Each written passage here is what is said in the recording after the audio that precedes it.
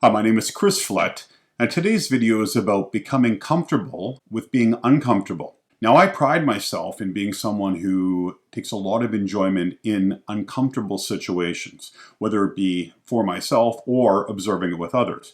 A lot of people think this is very weird, but I'm always curious about human nature and how people act during uncomfortable situations. And for myself, I have come up with a 7-step process, which I'm going to share with you today, on how to become more comfortable with uncomfortable situations. Now, the first thing is accepting that discomfort in most cases comes from inexperience. We tend to feel less comfortable in things that are new to us. And in business in particular, we have a mindset that we don't want to screw up, we want it to be perfect, and we don't want to be embarrassed in front of others. This is my first YouTube video after thinking about doing it for a few months. And I recorded this video without the microphone in and not realizing that the camera was off. When I look back at that, I already got the first one out of the way. And so with the experience that I have just from that mistake, I know number one, have the microphone plugged in. And number two, make sure that the camera is on. Important parts. Everything that we do that's new is uncomfortable. If you think back to kindergarten when you're walking in your class for the first time, or going into university trying to figure out where your classes are, even a new job when you're trying to figure out how you get paid, how do you track your hours. All of that is uncomfortable, but in business, it tends to be amplified because we're concerned that any mistakes we make will follow us from a reputation standpoint. This simply isn't true. And so the first thing that I want you to do in this is to accept that there's discomfort when we don't have experience.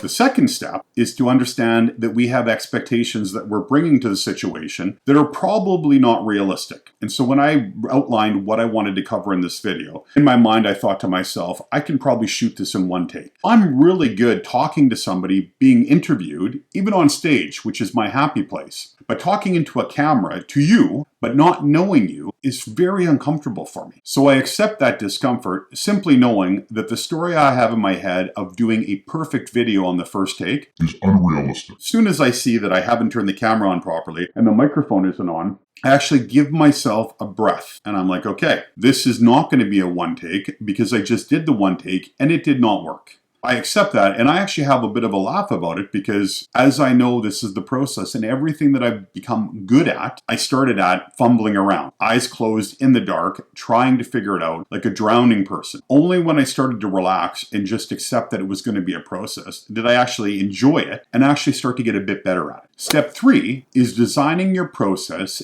given what you know now. And so you may not know a lot about what you're trying to do, whether it be hiring a contractor, selling a prospect, or firing an employee. This might be your first time doing something, and so because there's inexperience and discomfort, a way to bring things back into control on some level is to give yourself a process or a blueprint that you're going to follow. You can do a little bit of studying. You can ask people you respect that are good at what you're trying to do. But in the end of the day, you're going to guesstimate what you're supposed to be doing and then go through the process and determine what's working and what's not. And at the end, you're going to do a debrief and go, okay, what worked and what didn't? And the areas that worked, I'm going to keep on doing.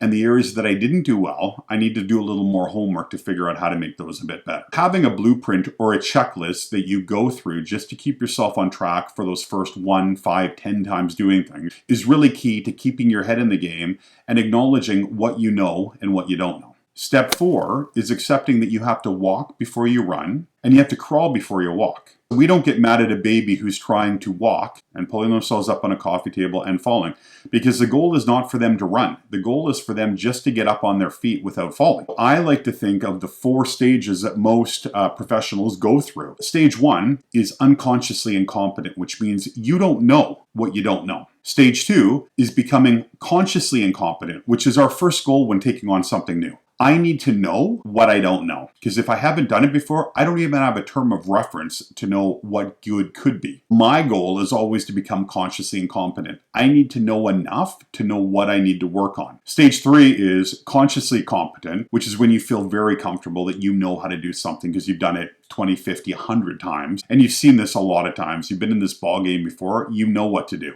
And then stage 4 is unconsciously competent, which are professionals that we look at that just seem seamless, right? They sell well, they come up with marketing ideas well, they manage well, they handle clients well. They do this because they've been doing it for so long, they have forgotten more than most of us have learned. So they're unconsciously competent simply because they've been doing it for so long. They have muscle memory in how to do things in business. So when we think of those 4 stages, what we want to think about is going back to, I need to walk before I run, and I need to crawl before I walk. First step is just to get you up on your legs on the skill so that you can figure out what the next step needs to be. But if you don't get up on your feet, you're never going to know. Step 5, which builds on the previous one, is you don't know what you don't know yet. And so you've been telling yourself a story in your head on what you should be doing or what it should look like. The only way to know what you don't know is to get active and actually do it. So with me shooting these videos, which I have been thinking about for the last 4 months, and this being my first one, I have been thinking about it probably an hour a day for the last 3 or 4 months. I have in my head what it's supposed to look like, but until I actually sat down today,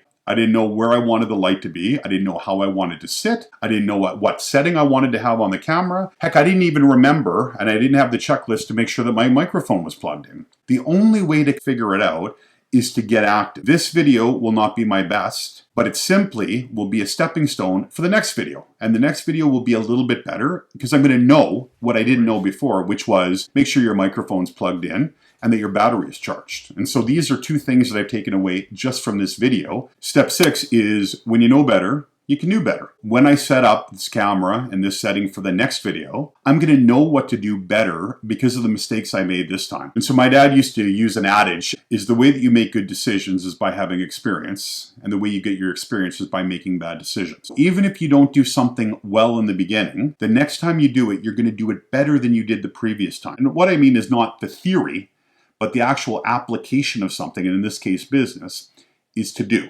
And the last step is step number 7, which is taking the plunge. Taking the plunge takes the most courage of anything that you're going to do. A lot of people think about what they want to do. You know, they want to start a business, they want to make partner at a firm, they want to close a particular client, but they spend so much time thinking about it and talking themselves out of why they're not ready to do it, they never do it. Part of me doing this YouTube channel is I know a lot of people that talk about doing them and they don't. I know a lot of people that think about how to convey message kind of to a larger audience, but haven't figured out the medium. And so in my mind, this first video is me taking the plunge. I'm not sticking a toe in. Now, I've been thinking about taking the plunge for a few months, but I'm actually jumping in now. because I know the longer I wait, the harder that it's going to be. That critic in my mind, which we all have, is going to tell me why I'm probably not good at this. I should probably have someone interview me. I should get a videographer to come in. I should read some more books on how to shoot video. I should watch some lighting tutorials. There's a lot of other things I should be doing. But what I'm telling you, and you have to trust me on this, is the best way to do something is just to take the plunge. When you take the plunge, you get in, you figure out what you don't know, consciously incompetent. You figure out what you actually do well naturally and what areas need work, right? So you start to figure out when you know something better, you can do something better. And then you have a kind of a tactical plan of which to develop yourself to get stronger in the particular areas. And what we understand is that it's never perfection. It's progression. We're trying to move ahead and be better next time than we were this time, but perfection is a fool's errand. You're never going to get it. If you're growing, that goalpost is always going to move ahead, and we're chasing it. We want to be good at what we do, but let's not focus on things having to be perfect in order to do them. We want to jump in the pool. We want to learn how things work. We want to make a list of what we need to work on. We work on them, and then we re-execute. And every time we do, we execute, we review, we come up with a list on what we need to work on, we work on them, we execute again. These are the steps that we can go through in order to find comfort within the discomfort. If we know that it's part of the process to getting to where we want to go, we just need to get underway. Just take the first step. Make a decision to get active in something that you're not good at in business. Know that you're not going to be great at it. You're probably not even going to be good at it. But after you get the first one under your belt, you're about 70% of the way there because you're moving to being in a position of being consciously incompetent. You will know what you don't know, and then you can make yourself a to-do list on things that you want to pick up. Pick off the 2 or 3 things that are most important, put those into play, and then reapply them. And then again, every time you do it, you're going to review, figure out what worked and what didn't, and continue to put a finer point on it. Here's my homework for you. Maybe it's an area that you're like, I know I need to learn how to do it, but I really don't want to. What I want you to do is just to unpack that and pick one little piece, one step that you could take in the next week.